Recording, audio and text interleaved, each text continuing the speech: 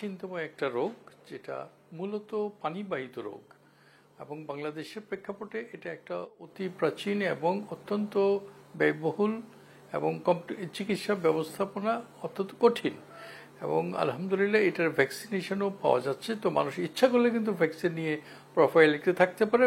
মূলত আরেকটা সেকেন্ড হলো যে পানির দূষণ থেকে মুক্ত, খাবার দাবার বাইরের খাবার থেকে পরিত্রাণ করা, এটি হলো টাইফয়েডের basic treatment. Basically community health problem, this is one.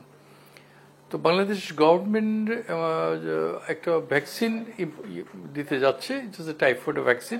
It is মূলত টিভিএস, মানে টাইফয়েড কনজুগেটেড, টিসিবি বলে, টাইফয়েড কনজুগেটেড ভ্যাকসিন। এটা WHO এবং বাংলাদেশ গভর্নমেন্ট মূলত কনজয়েন্টলি এটা লঞ্চ করছে। এইটা করার জন্য সরকারকে অনেক ধন্যবাদ এবং স্বাগত জানাচ্ছি।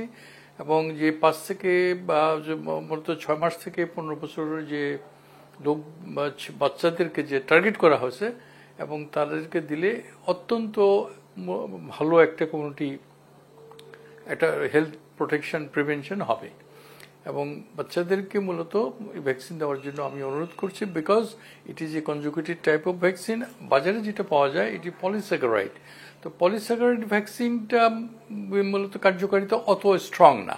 এটা 3 বছর পর পর কিন্তু একটা বুস্টার দিতে হয়। বাট এই ভ্যাকসিনটা টিসিবি যেটা বলি, টাইফয়েড কনজুগেটেড ভ্যাকসিন, এটা কিন্তু একবার স্ট্রং একটা ভ্যাকসিন, যেটা দিলে লাইফ লং একটা প্রোটেকশন বা প্রিভেনশন হয়ে যাবে। আর দ্বিতীয়ত হলো, আর পলিস্যাকারাইড ভ্যাকসিনটা অত মানে কার্যকারিতা নাই, এটা আগেও বললাম, এখনো বলছি, এটা একটু কমপ্লেক্স। 3 বছর পর পর আপনাকে রিভ্যাকসিনেশন অথবা বুস্টার দিতে হচ্ছে। আর সেফ সাইড ডেফিনেটলি গভর্নমেন্ট সবকিছু ব্যবস্থা করেই তার কোল্ড চেইন মেনটেন করে এটা পৌঁছে যাবে। এবং আপনি জানেন যে বাংলাদেশ মূলত কমিউনিটি প্রিভেনশন বা কমিউনিটি হেলথ সার্ভিসে খুব স্ট্রং এবং নামকরা, এবং ওয়ার্ল্ড হেলথ অর্গানাইজেশন মূলত স্বীকৃতি দেওয়া ভালো। ডক্টর, নার্স এবং সবকিছু মিলে কোল্ড চেইন মেনটেন করছে। তো আপনাদের বাচ্চাদেরকে ভ্যাকসিন অবশ্যই দিবেন, আরও চিন্তা করে দিবেন। দরকার হলে মূলত আপনাদের কোনো বাচ্চা যদি কোনো অসুস্থ থাকে বা মূলত একটু জ্বর, একটু ব্যথা, তাহলে ডাক্তারের সঙ্গে পরামর্শ করে ভ্যাকসিনটা নেওয়া উচিত। আমাদের একটু পার্শ্ব পরীক্ষা, ব্যথা, জ্বর একটু আসতেই পারে। প্রত্যেকটা ভ্যাকসিনেশনের সামান্য একটু পার্শ্ব প্রতিক্রিয়া হয়। সেটা কি হয়? সেটা একটু জ্বর হয়, একটু ব্যথা বেদনা হয়। তো এটা মেনে নিতে হবে যে একটু ব্যথা বেদনা হবে, জ্বর হবে। তো আমি প্রত্যেকটা লোককে, আমি কমিউনিটিকে আহ্বান জানাবো, সবাইকে বলবো আপনারা এই ভ্যাকসিনটা নেওয়ার উদ্যোগ গ্রহণ করুন এবং কোনো দ্বিধাদ্বন্দ্বে পার্শ্ববর্তী কি এসব বিবেচনা না করে আপনারা নিতে পারেন। আলহামদুলিল্লাহ।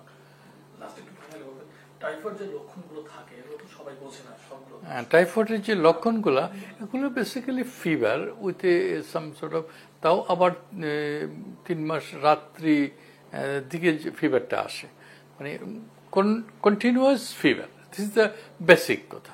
পেইন অ্যাবডোমেন, আর কমপ্লেক্স যদি হয়, sometimes it becomes perforation of the intestine.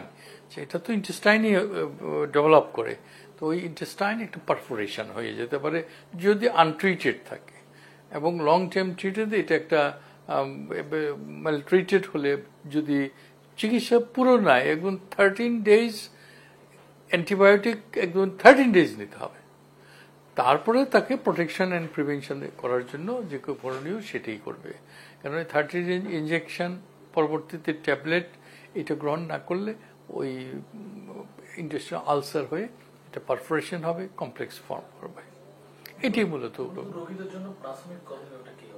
প্রাথমিকদের জন্য তৎক্ষণাৎ টাইফয়েডের চিকিৎসা নেওয়ার জন্য তাকে ডাক্তারের পরামর্শ নিয়ে তাকে যে টেস্ট যেগুলো দেওয়া হবে টাইফয়েডের জন্য, টাইফয়েড, প্যারাটাইফয়েড স্পেসিফিক টেস্ট আছে।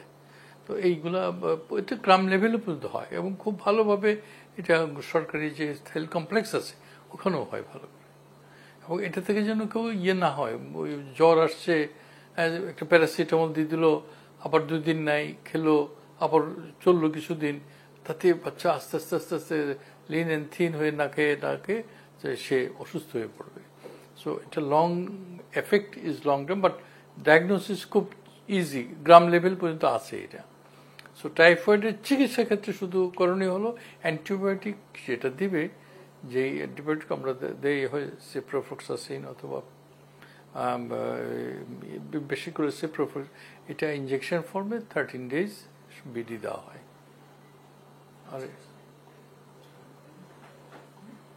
এটা ওয়াটারবর্ন ডিজিজ, এটা সাধারণ মূলত নদী। জি জি, কোনটা করণীয়? হ্যাঁ,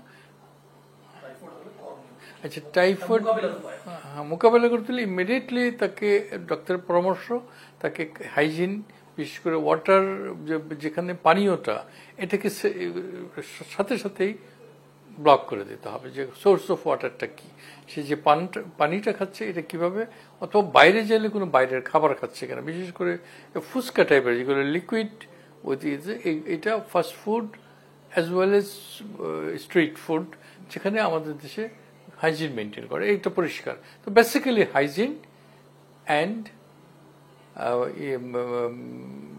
চিকিৎসা হলে, জ্বর হলে ইমিডিয়েটলি ডক্টরসকে রিপোর্ট করা, this is the basic thing.